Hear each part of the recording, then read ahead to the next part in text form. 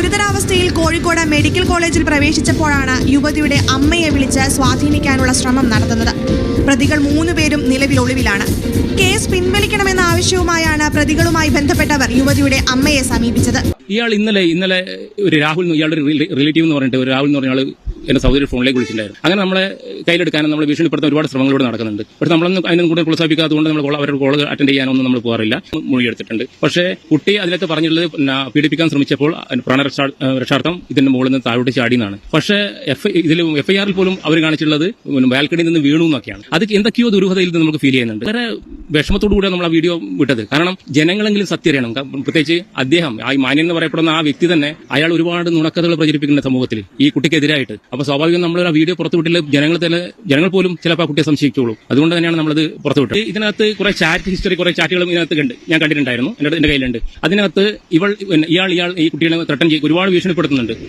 ഒരുപാട് കുറ്റങ്ങൾ ആരോപിക്കുന്നുണ്ട്. അപ്പോൾ ഈ കുട്ടി തന്നെ പറയുന്നുണ്ട്, ഈ കാര്യങ്ങളൊക്കെ നിങ്ങളെ ഭാര്യയോട് ഞാൻ അറിയിക്കും. ആ സമയത്ത് വീണ്ടും ഭീഷണിപ്പെടുത്തുന്നുണ്ട് കാര്യം. അപ്പോൾ കുട്ടി തന്നെ പറയുന്നുണ്ട്, നിങ്ങൾ എന്നെ കുറിച്ച് എന്തൊക്കെ അപവാദ പ്രചരണങ്ങൾ നടത്തുന്നുണ്ട്. അപ്പോൾ ഇപ്പോഴെല്ലാം മുമ്പേ ഈ പ്രചരണങ്ങൾ നടത്തിയിട്ട് കുട്ടിയെ ബ്ലാക്ക്മെയിൽ ചെയ്യേണ്ട ഒരു തന്ത്രത്തിലേക്കാണ് അയാൾ പോയിക്കൊണ്ടിരുന്നത്. അതുകൊണ്ട് ഇയാൾ അതിന്റെ ഒരു തുടർച്ചയായിട്ടാണ് വീട്ടിലേക്ക് ചെന്നത്. അതെ. അപ്പൊ എന്താണെന്നറിയില്ല, ഒരുപക്ഷെ അത് കുട്ടിയുടെ ജീവനെടുക്കാനുള്ള ഒരു പദ്ധതിയാവാം, അല്ലെങ്കിൽ മറ്റേ അതിനെ കൃത്യമായിട്ട് എനിക്കില്ല. കാരണം 3 പേർ പോകുന്നുണ്ടെങ്കിൽ കുട്ടിയുടെ അവരുടെ കയ്യിൽ മാസ്കിംഗ് ടൈപ്പ് ഒക്കെ ഉണ്ടായിരുന്നു കുട്ടി പറഞ്ഞത്.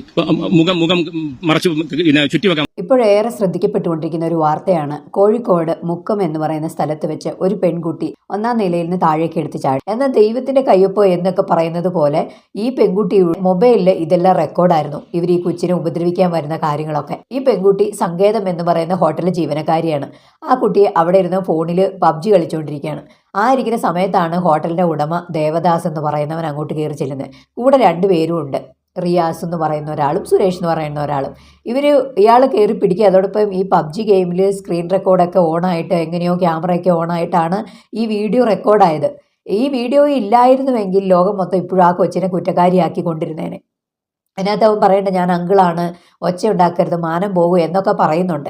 ഈ കൊച്ച് എന്നെ ഒന്നും ചെയ്യില്ലേ എന്ന് പറഞ്ഞ് കരയാണ്. അങ്ങനെ ഈ കൊച്ച് രക്ഷപ്പെടുന്നതിന് വേണ്ടിയിട്ടാണ് 1ാം നിലയിൽ നിന്ന് താഴേക്ക് എടുത്ത് ചാടിയത്. ഇവർ പറഞ്ഞുകൊണ്ടിരുന്ന ആ പെൺകുട്ടി ശരിയല്ല എന്ന തരത്തിൽ ഇവർ പറഞ്ഞുകൊണ്ട് നടക്കുകയും വേണ്ടാത്ത കാര്യങ്ങളൊക്കെ ഈ കൊച്ചിനെ കുറിച്ച് പറഞ്ഞ് പ്രചരിപ്പിച്ചുകൊണ്ടിരുന്നു. ഇതെല്ലാം കഴിഞ്ഞ് ഇപ്പോഴാണ് സത്യാവസ്ഥ പുറത്തു വരുന്നത്. എന്തിനേറെ പറയുന്നു, ഇപ്പം ആ കൊച്ച് ഗുരുതരാവസ്ഥയിൽ നട്ടലിനും കൈക്കും ഒക്കെ ക്ഷതയേറ്റ് ഗുരുതരാവസ്ഥയിൽ കോഴിക്കോട് മെഡിക്കൽ കോളേജിൽ അഡ്മിറ്റാണ്. പിന്നെ അമ്മേനെ വിളിച്ച് പിന്നെ ഭീഷണിയാണ്. കൊച്ചു ഹോസ്പിറ്റലിൽ അഡ്മിറ്റ് ആയതോടുകൂടി ഇത് കേസ് വേറെ രീതിയിൽ പോകുമല്ലോ. ഹോസ്പിറ്റലിലെ പ്രൊസീജിയറുകളൊക്കെ ആ രീതിയിൽ പോകുമ്പോൾ ഉറപ്പായും ഹോസ്പിറ്റലുകാർ പോലീസിനെ സമീപിക്കുമെന്ന്, ഇത് പിന്നീട് അത് വിഷയമായി തീരുമെന്ന് ഇവർക്ക് മനസ്സിലാക്കിയവർ ആ കുട്ടിയുടെ അമ്മേനെ സമീപിക്കുകയാണ്. ഇവർ ഭീഷണിപ്പെടുത്താനും പിന്നെ തുടങ്ങി. ഈ പെൺകുട്ടിയുടെ ബന്ധു പല കാര്യങ്ങളും പറയുന്നുണ്ട്. കാരണം അവരുടെ കയ്യിൽ ഈ കൊച്ചിൻ്റെ ഫോണിൻ്റെ ചാറ്റ് ഹിസ്റ്ററി എല്ലാം അയാളുടെ കയ്യിലുണ്ട്. അത് വെച്ചിട്ട് അയാൾ ഓരോ കാര്യങ്ങൾ പറയുന്നുണ്ട്. അതോടൊപ്പം ഈ കൊച്ചിൻ്റെ മൊഴി എടുക്കുമ്പോഴേ ഈ കൊച്ച് പറയുന്നുണ്ട്, എന്നെ ഇങ്ങനെ പീഡിപ്പിക്കാൻ വന്നു, അങ്ങനെ ഞാൻ പ്രാണരക്ഷാർത്ഥം എടുത്ത് ചാടിയതാണ് എന്ന് പറയുന്നുണ്ട്. എന്നാൽ പോലീസിൻ്റെ FIRൽ അതൊന്നും അല്ല രേഖപ്പെടുത്തിയിരിക്കുന്നത്. ഇപ്പോൾ ബാൽക്കണിയിൽ നിന്ന് എടുത്ത് ചാടി എന്ന് മാത്രമാണ് എഴുതിയിരിക്കുന്നത്. അതാണ് നമ്മൾ ശ്രദ്ധിക്കേണ്ടത്. എന്തുകൊണ്ടാണ് പോലീസ് അങ്ങനെ മാത്രം എഴുതി? ഈ പെൺകൊച്ചും കൃത്യമായിട്ട് മൊഴി കൊടുത്തിട്ടും എന്തുകൊണ്ട് പോലീസ് അങ്ങനെ ചെയ്തു എന്നത് ചിന്തിക്കേണ്ടിയിരിക്കുന്നു. പോലീസ് അപ്പോൾ കുറ്റക്കാരുടെ പക്ഷത്താണോ നിൽക്കുന്നത്? അതുകൊണ്ട് തന്നെ ഈ ബന്ധുക്കൾക്ക് അതിൽ ഭയങ്കര ദുരൂഹതയാണ്. കാരണം അതാണ് അവർ പറയുന്നത്. ഇങ്ങനെ പെൺകുട്ടി 3 വട്ടവും പറഞ്ഞു, ഞാൻ എന്നെ പീഡിപ്പിക്കാൻ വന്നു, അപ്പം ഞാൻ മേളിൽ നിന്ന് എടുത്ത് ചാടിയതാണെന്ന് പറയുമ്പോഴും ഇവരുടെ സൈഡിൽ നിന്ന്, പോലീസിൻ്റെ സൈഡിൽ നിന്ന് ഒരു ഇതും കാണിക്കുന്നില്ല. ഇവർ ജസ്റ്റ് ബാൽക്കണിയിൽ നിന്ന് എടുത്ത് ചാടി എന്ന തരത്തിൽ പറയുന്നു. അങ്ങനെ പറയുമ്പം ഇവർക്ക് വീണ്ടും ദുരൂഹത കൂടുക. അത് ബന്ധുക്കൾക്ക് അവരെ പറഞ്ഞിട്ട് കാര്യമില്ല. സ്വാഭാവികമായിട്ട് അവർ ചിന്തിക്കും, എന്തുകൊണ്ടാണ് പോലീസ് ഇങ്ങനെ ചെയ്യുന്നത്, അല്ലെങ്കിൽ വിചാരിക്കുന്നത് എന്തുകൊണ്ട് FIR അങ്ങനെ എഴുതി എന്ന് ചിന്തിക്കും. ഈ ബന്ധുക്കൾക്ക് മറ്റൊരു സംശയം എന്നാന്ന് വെച്ചാൽ, ഈ പെൺകുട്ടിയുടെ ഫോണിന്റെ ചാറ്റൊക്കെ ഈ ബന്ധു കണ്ടതാണ്, വായിച്ചതാണ്. ഇയാൾ പലപ്പോഴായിട്ട് ഈ പെൺകുട്ടിയെ ഭീഷണിപ്പെടുത്തിയിട്ടുണ്ട്. നിങ്ങളുടെ ഭാര്യയോട് ഇക്കാര്യങ്ങളൊക്കെ ഞാൻ പറയും എന്ന് പറയുന്നുണ്ട്.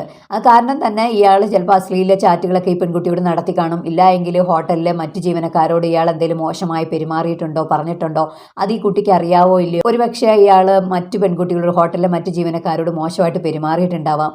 അത് ഈ കുട്ടിക്ക് അറിയാതിരിക്കാം. അപ്പോൾ അങ്ങ് പെൺകൊച്ചു പറഞ്ഞു, ഞാൻ നിന്റെ ഭാര്യയോട് ഇക്കാര്യങ്ങളൊക്കെ പറയുമെന്ന് പറഞ്ഞപ്പോൾ അയാൾക്ക് വാശി കയറി. അങ്ങനെ ഈ പെൺകുട്ടിയോട് വൈരാഗ്യം തുടങ്ങുകയാണ് ഇയാൾക്ക്. അതാണ് പ്രധാനമായിട്ടും ഈ ഒരു വിഷയത്തിലെ സംഭവം തന്നെ. അതുമാത്രമല്ല, ഇത് കൊലപാതക ശ്രമമാണോ എന്ന് ഇവർക്ക് സംശയം എന്താണെന്ന് വെച്ചാൽ, ഈ 3 പേരുമായിട്ടാണ് ആ മുറിയിലേക്ക് ഇവർ കയറി ചെല്ലുന്നത്.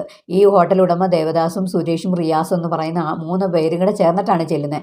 അതോടൊപ്പം അവരുടെ കയ്യിലൊരു മാസ്കും ടേപ്പും ഒക്കെ ഉണ്ടായിരുന്നു എന്നാണ് ഈ പെൺകുട്ടി തന്നെ മൊഴി കൊടുത്തതാണ്. ഈ പെൺകുട്ടി തന്നെ മൊഴി കൊടുത്ത കാര്യമാണ് ഇതൊക്കെ. അപ്പോൾ പിന്നെ വിശ്വസിക്കാതിരിക്കാൻ പറ്റില്ലല്ലോ. ആ പെൺകൊച്ച് നടന്ന കാര്യമല്ലേ മൊഴി കൊടുത്തത്. അപ്പോൾ അങ്ങനെ വരുമ്പോൾ ഇതൊരു കൊലപാതക ശ്രമമാണോ എന്ന തരത്തിൽ ഇവർ സംശയിക്കുന്നു. ഇവനോർത്ത് കാണാം എന്താ പിന്നെ അവളെ കൊല്ലുമല്ലേ, കൊല്ലുന്നതിന് മുമ്പ് അങ്ങ് പീഡിപ്പിച്ചേക്കാമെന്ന് കരുതി കാണാം. ഇല്ല എങ്കിൽ ഇവളെയും കൂടി അങ്ങ് പീഡിപ്പിച്ച് കഴിഞ്ഞിട്ടുണ്ടെങ്കിൽ എൻ്റെ കള്ളത്തരം ഇവള് വേറെ ആരോടും പറയത്തില്ല, അല്ലെ എൻ്റെ ഭാര്യയോട് പറയത്തില്ലെന്ന് കരുതിയായിരിക്കും അയാൾ അവളെ പീഡിപ്പിച്ച് ഒതുക്കാമെന്ന് ശ്രമിച്ചിട്ടുണ്ടാവാം. എന്തൊക്കെ തന്നെയാണെങ്കിലും ദേവദാസിനെ ഇപ്പോൾ പോലീസ് പിടിച്ചിരിക്കുകയാണ്. ഇവരെ പോലുള്ളവർക്കൊക്കെ നല്ല ശിക്ഷ തന്നെ ലഭിക്കണം. നിയമത്തിൻ്റെ മുമ്പിൽ യാതൊരു വേർതിരിവും കാണിക്കാതെ നല്ല ശിക്ഷ തന്നെ കൊടുക്കണം. ഇനി ഇതുപോലുള്ള കാര്യങ്ങളൊന്നും നടക്കാതിരിക്കട്ടെ. കാരണം ആ പെൺകൊച്ചിൻ്റെ ഒരു ഉപജീവന മാർഗത്തിന് വേണ്ടി മാത്രമാണ് അയാളുടെ ഹോട്ടലിലേക്ക് ഒരു ജോലിക്കായി ചെന്നത്. അപ്പോൾ ആ ഒരു വിശ്വാസത്തെ തകർത്തു. അവൻ തെറ്റ് ചെയ്തത് ചൂണ്ടിക്കാണിച്ചതിനാണ് ആ പെൺകൊച്ചിനെ കൊല്ലാനോ അല്ലെങ്കിൽ ആ കൊച്ചിനെ പീഡിപ്പിക്കാനോ തരത്തിൽ ഇവർ ശ്രമിച്ചിരിക്കുന്നത്. നിങ്ങളുടെ അഭിപ്രായങ്ങളും നിർദ്ദേശങ്ങളും കമൻറ്റ് രൂപേണ അറിയിക്കുക. മറ്റൊരു വീഡിയോയിൽ ഉടനെ കാണാം. ബൈ.